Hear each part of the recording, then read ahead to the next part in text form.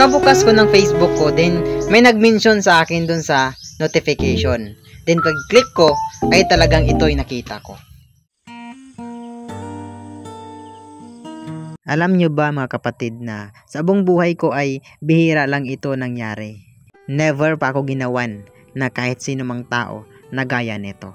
Kaya alam nyo yung feeling na napakasaya ko na makita ko yung sarili ko na ganito. Na mayroong isang tao na gagawa para sa akin. Kaya sobrang galing, kaya nagpapasalamat ako sa taong ito. Paki-support natin guys yung kanyang Facebook channel. Kaya maraming salamat sa iyo Kuya Alvin.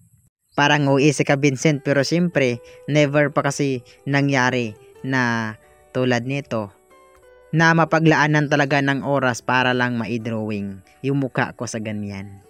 Itong video na to ay appreciated ko talaga kasi sobrang galing talaga. Kuwang-kuha yung mukha ko doon, di ba?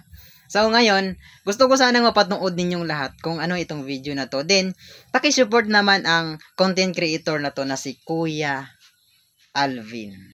Hindi ko man alam yung sabihin ko dito, pero para sa akin sobrang galing. Tapos siyempre appreciated ko kasi nga sa dami-dami ng taong na pwedeng gawan ng ganitong drawing ay ako yung isa sa napili niya, di ba? Kung sino ba naman tayo para piliin tapos i-drawing lang, di ba?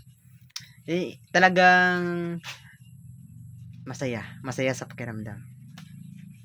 Sana i-suportahan natin din siya na at siyempre, stock nyo na lang kung ano makikita nyo doon.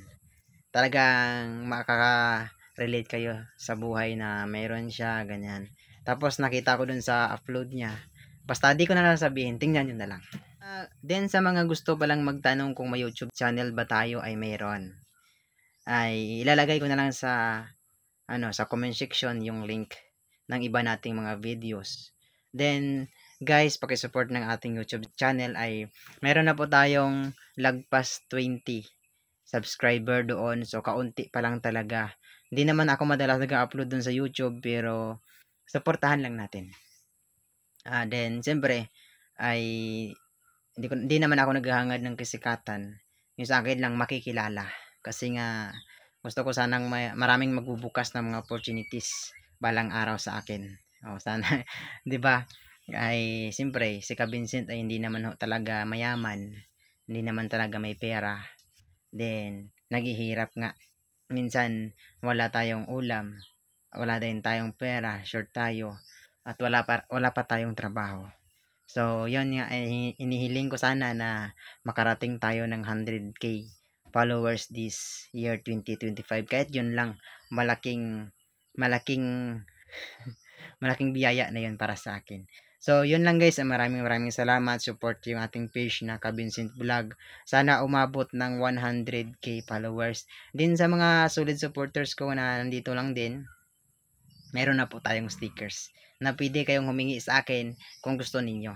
Ay, lagi ako magdadala nun, pero limited lang. Hindi ganong karami kasi nga, hindi naman tayo ganong kasikat. Hindi naman ganoon yung karami yung hihingi kasi nga kaunti lang yung followers natin. So sana makarating tayo ng 100k followers.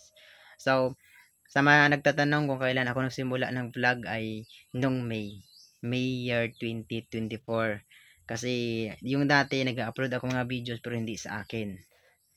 Nag-upload ako dati pero hindi nga sa akin kasi nga ayun, tinadtad ako ng Facebook ng violation kasi hindi sa akin, unoriginal content. Tapos na-block pa ako noon, na demonetize 3 months, hindi naka-earn. Kaya ayun, nagsisikap na ako na mag-upload ng sarili kong videos. So kahit ano man ang nangyari ay ngayon bumabawi ako. So as long as kung makikita ninyo sa Ka Vincent Vlog ay sarili ko na talagang upload. Ako na yung sarili nyo makikita. Bawat upload, mukha ko na. So sana huwag kayong magsawa. Then sa mga gustong magpa-shoutout ay comment down below.